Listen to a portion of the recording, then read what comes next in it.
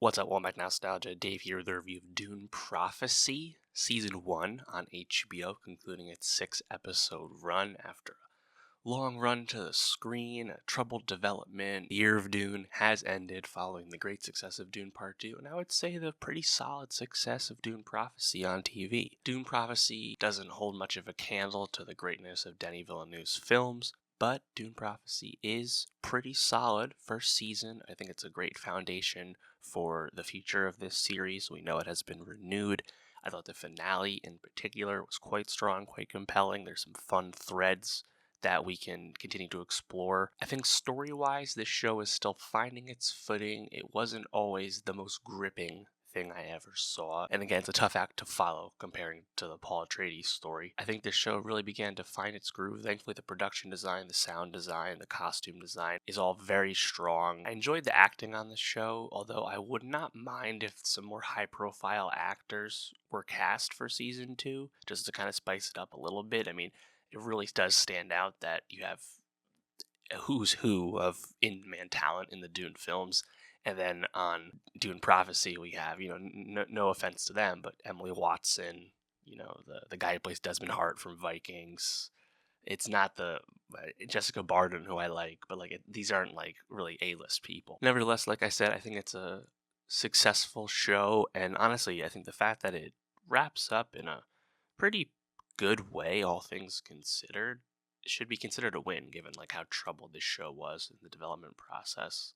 In terms of what happened, again, I think the show was kind of up and down throughout its run. The best stuff, the most interesting stuff, the most Doony stuff here has to be everything with Sister Leela, and then how she gets like possessed by Raquella, and of course how we learn what Valia did to Raquella, making her commit suicide.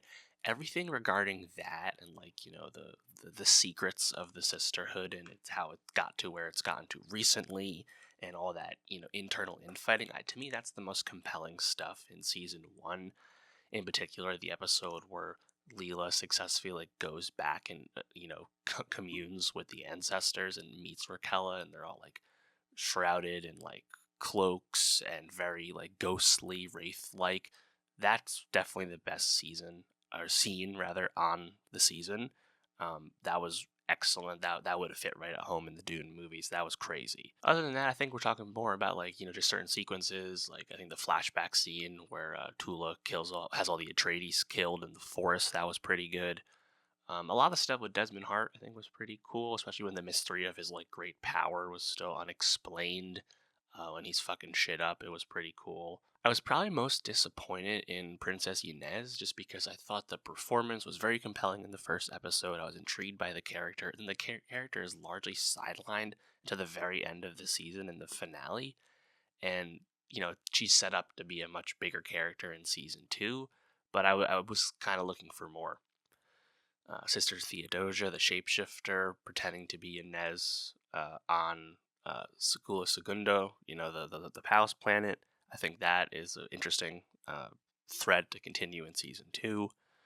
Mark Strong as the Emperor, now since left us at the end of season 1. Honestly, not his best work. I'm a fan of his. I think he's a good actor. He's pretty experienced in IP fare, but he seemed kind of flat, kind of stiff on this show. I'm not sure why. In terms of performances, I enjoyed Barbara Martin as Sister Avila. I think she was a fun foil at times to Valia and Tula during the scenes, at the Sisterhood of Wallach 9. I love seeing Mark Addy again on an IP show as the elder Harkonnen patriarch, and I like the scene where Valia kills him by holding back his respirator. Nice to see him. Also from Game of Thrones, of course. Nice to see Archie Barnes again in a small role on this show. He, of course, was Oscar Tully on House of the Dragon season 2, a rising talent for sure. And then, yeah, I think in terms of those threads, I mean, obviously we end on Arrakis at the end of this finale. We don't spend time on Arrakis in this first season, which I think is fine. It's nice to see other parts of the Dune world and kind of expand that. It's such a big sandbox that's largely untapped in live action, as we know.